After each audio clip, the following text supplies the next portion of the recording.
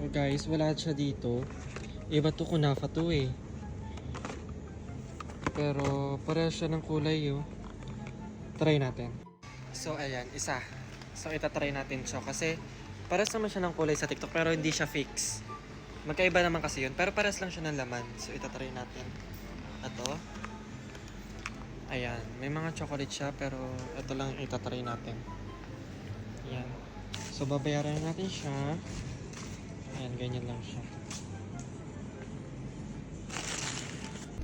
So guys, I buy it na. So, di siya katulad ng Pix. It's not same Pix, but let's try because same the design. So let's try this one, and I also buy like this. Also buy like Milo because in the Philippines I miss this Milo. So I open this one first. So let's try. Oh, melted agad siya guys. It's already melted.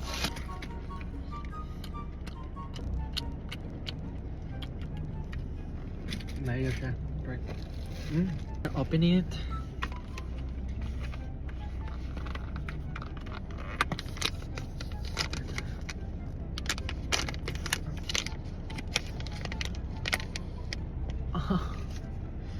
So this is look like ganyan siya guys. So let's try to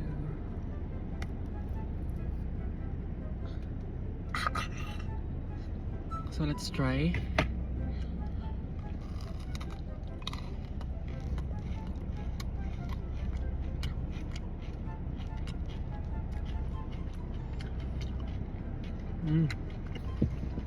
Try. Ganun siya.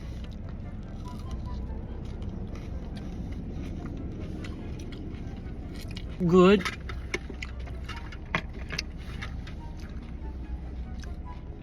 Ito yung look niya. Masarap naman siya pero gusto ko matry yung original na fix. Ito kasi kunafa siya guys.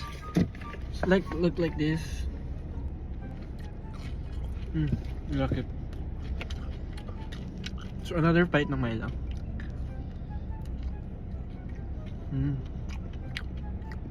Just comment if you want to try me another chocolate or another food. Just comment down below.